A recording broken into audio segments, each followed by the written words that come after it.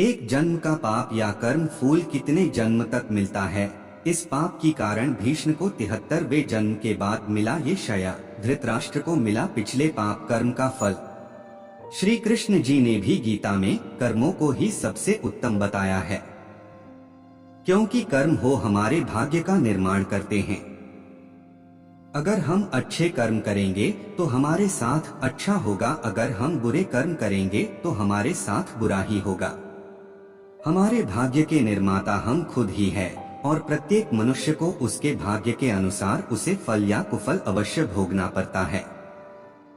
इस समय हम जो दुख भुगत रहे हैं यह हमारे ही पिछले जन्मों का या इसी जन्म के हमारे किए गए पुण्यों या बुरे कर्मों का, पापों का फल है। प्रभु को दोष नहीं देना चाहिए। भगवान का एक विधान यह है कि हमारे कर्म, विचार और भावना को अनुसार ही हमें सुख या दुख की प्राप्ति होगी और वह सुख या दुख हमें खुद को ही भोगना पड़ेगा। मनुष्य के कब किए हुए पाप का फल कब मिलेगा, इसका कुछ पता नहीं। जब तक पुराने पुण्य प्रबल रहते हैं, उग्र पाप का फल भी तत्काल नहीं मिलता। जब पुराने पुण्य खत्म होते हैं तब पाप की बारी आती है। पाप का भोगना पड़ता ही पड़ता है, इस जन्म में भोगना पड़े या जन्मांतर में। इस लोक में जो दंड भोग लिया जाता है उसके थोड़े में ही शुभबुद्धि हो जाती है, नहीं तो परलोक में बड़ा भयंकर दंड भोगना पड़ता है। भूतकाल में हमने जो किया था उसका फल हमें अब मिल रहा है। भूतकाल में हम जो भोग चुके हैं या हो सकता है इस जन्म में भोगेंगे। श्री कृष्ण ने समझाया कि भीष्म पितामह सुख दुख से, जय पराजय से परे हैं।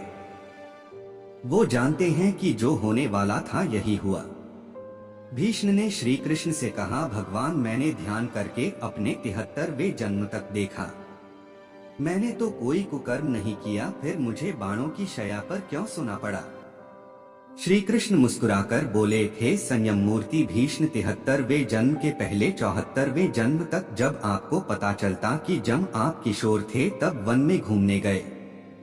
वहाँ पत्ते पर बैठी टिड्डी के शरीर में आपने कांटा चुभोया था। उस कर्म का फल घूमते घूमते अब मिल रहा है। कर्म का फल 6 साल में दुगुना, 12 साल में 4 गुना, 18 साल में 8 गुना, 24 साल में 16 गुना इस प्रकार मिलता है। इसलिए जब आप कर्ता होकर कर्म कर रहे हैं तो सोचे लें कि इसका क्या फल होगा। धृतराष्ट्र को क्यों 100 पुत्र की मृत्यु का शोक मिला। धृतराष्ट्र ने भी श्री कृष्ण से अपने कर्मों का हिसाब किताब पूछा। मैंने ऐसा क्या कर्म किया कि मुझे अपने 100 बेटों की मृत्यु का शोक मिला। मैंने अपने 100 जन्मों तक पीछे देखा है कृष्ण, लेकिन ऐसा कोई कर्म मैंने नहीं किया। श्री कृष्ण ने अपने योग बल से धृतराष्ट्र ने देखा कि ये एक राजा थे और वो स्वादिष्ट व्यंजनों में खोए रहते थे। बिना विचार किए जो सामने आ जाता खा लेते, इनाम भी दिया। एक दिन रसोइये ने हसन के 100 बच्चों का मांस बनाकर एक एक करके राजा को खिला दिया। श्री कृष्ण ने कहा, धृतराष्ट्र जी आप स्वाद में अंधे हो गए, तभी आप इस जन्म में अंधे बने। तुम्हारे पुण्यों के प्रभाव से 100 जन्म तक तो तुम्हें फल नहीं मिला, लेकिन इस जन्म में हंस के 100 बच्चों को खाने का फल तुम्हें मिल गया, तभी तुम्हारे 100 पुत्र मारे गए। एक और कहानी, जैसा दान देंगे वैसी फल प्राप्त होंगे। एक साधु एक गांव में हर रोज भिक्षा मांगने जाता था। जिस घर में भी जाता कोई आटा, दाल या चावल कुछ भी दे देता और वह अपना इस तरह पेट भर लेता था।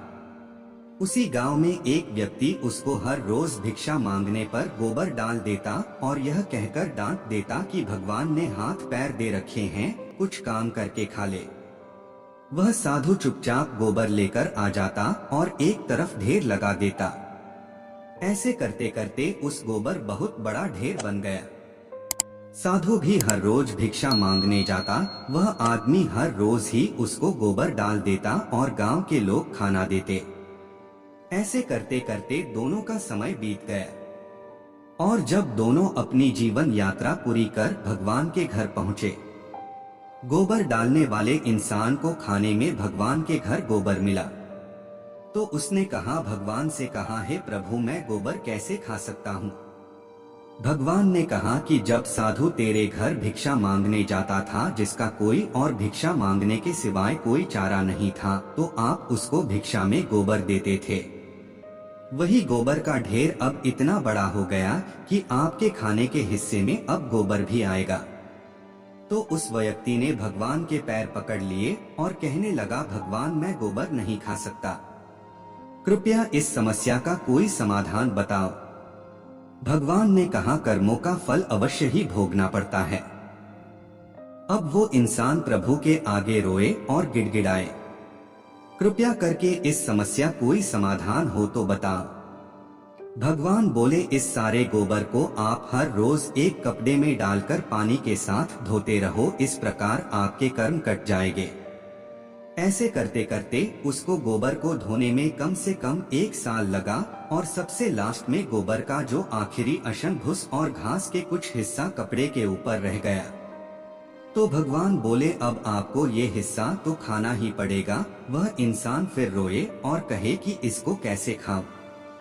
प्रभु ने कहा, किसी के बुरे कर्मों को मैं कम कर सकता हूँ पर बिल्कुल खत्म नहीं हो सकता है, इसलिए आपको यह तो खाना ही पड़ेगा।